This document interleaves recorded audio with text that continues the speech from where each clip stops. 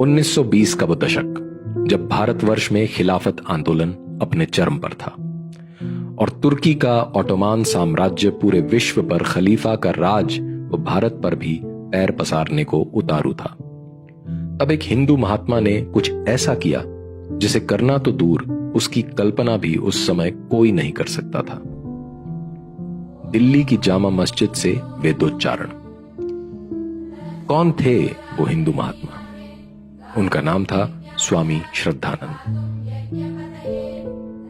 स्वामी श्रद्धानंद, जिनके बचपन का नाम मुंशीराम विज था, का जन्म 22 फरवरी 1856 को जालंधर पंजाब में हुआ।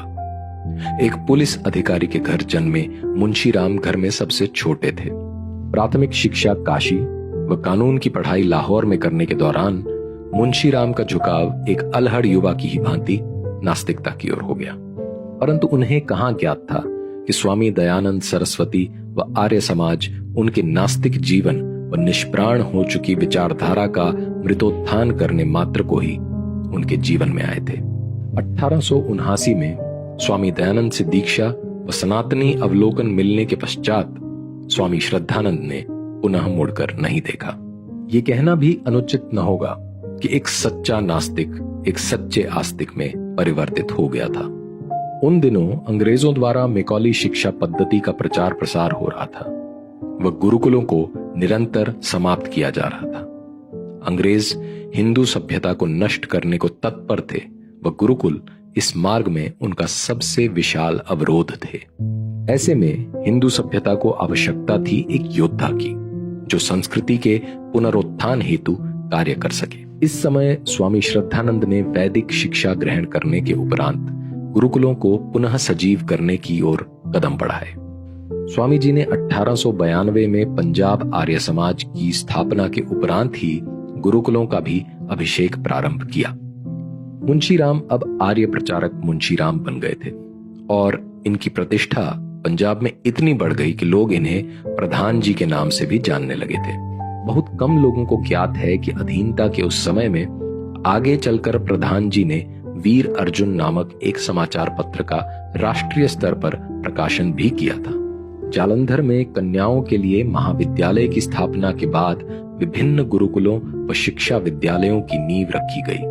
1902 में हरिद्वार के समीप कांगड़ी में स्वामी जी द्वारा स्थापित गुरुकुल ही आज गुरुकुल कांगड़ी यूनिवर्सिटी के नाम से प्रचलित है। शूद्र व अछूतों को लेकर मोहनदास गांधी से अपने मतभेदों के कारण स्वामी श्रद्धानंद ने कांग्रेस भी छोड़ दी। 1920 में खिलाफत आंदोलन अपने चरम पर था। तुर्की से फैलती उस्मानी सल्तनत की जड़ें भारत में भूमिगत होने को अग्रसर थी। विश्व भर में खलीफा के शासन की विचारधारा भारत में भी जिहाद करने के लिए उतारू प्रतीत हो रही थी। उधर जहां एक ओर गांधी खिलाफत आंदोलन के नेतृत्व में कांग्रेसी मुस्लिम नेताओं व मौलानाओं के साथ खड़े थे, वहीं स्वामी श्रद्धानंद खिलाफत नाम की इस विपदा को लेकर अति दूरदर्शी थे और उन्होंने इससे जन्म लेने वाली इस्लामिक हिंसाओं को समय से पूर्व ही भांप लिया था। वह सभी को इसके भीषण परिणामों को लेकर सचेत भी किया था, जिन पर उस समय मुस्लिम तुष्टीकरण की राजनीति के कारण ध्यान नहीं दिया गया और वहीं आगे चलकर मोपला और केरल के अन्य नरसंहारों में परिवर्तित हुए। 1921 के कांग्रेस अहमदाबाद अधिवेशन में भी इसका प्रमाण तब मिला जब कांग्रेस के ही मुस्लिम नेताओं ने अपना शिविर एवं खलीफा सहयोगी चांद सितारे का झंडा अलग लगाया। शास्त्र शिक्षा के लिए प्रचलित स्वामी श्रद्धानंद ने अपनी शस्त्र शिक्षा का परिचय तब दिया जब 1919 में ब्रिटिश सरकार द्वारा भारतीयों पर अध्यारोपित किए गए मार्शल लॉ व राउलेट एक्ट का विरोध करते हुए उन्होंने दिल्ली कूच कर डाली। वह चांदनी चौक के चर्चित चौराहे पर अंग्रेजी सरकार की बंदूकों के समक्ष अपना वक्षस्थल कर उनकी संगीनों को झुकने पर विवश कर दिया। अंग्रेजों को दमखम दिखाने के पश्चात अब समय था 700 साल से भारत भूमि के खंड करने का स्वप्न लिए इस्लामियों का प्रतिकार करने का। इस्लाम पर आक्षेप की नींव रखते हुए स्वामी जी ने 1922 में जामा मस्जिद परिसर में वेदोच्चारण किया और किसी मस्जिद में वेद पढ़ने वाले पहले व एकमात्र हिंदू बने, अथवा वहीं से प्रोत्साहन प्रारंभ हुआ शुद्धि आंदोलन यानी तलवार की नोक पर इस्लाम कबूलवाए गए दरिद्र हिंदुओं की घर वापसी का। 1923 में आगरा शुद्धि सभा की स्थापना करने के उपरांत आगरा, भरतपुर, मथुरा के कई धर्मांतरित मुसलमानों की हिंदू धर्म में घर वापसी कराई गई। विभिन्न स्थानों पर विशाल सभाओं का आयोजन किया जाता था, जिनमें लोग बढ़ चढ़कर हिस्सा लेते व शुद्धिकरण में अपना योगदान देते थे। स्वामी श्रद्धानंद ने भारत में इस्लामी जड़ों को इतना दुर्बल कर डाला कि इस्लामी उपदेशकों को जमात स्थापित कर घर घर जाकर इस्लाम का प्रचार करने को विवश होना पड़ा। अपने 700 सालों से स्थापित वर्चस्व को इस प्रकार निर्बल होता देख इस्लामियों से रहा न गया और 23 दिसंबर 1926 को एक ऐसे ही जमाती अंश अब्दुल राशिद नामक इस्लामी कट्टरपंथी ने विचार विमर्श के बहाने मिलकर निहत्थे स्वामी श्रद्धानंद की कायरतापूर्ण हत्या कर दी।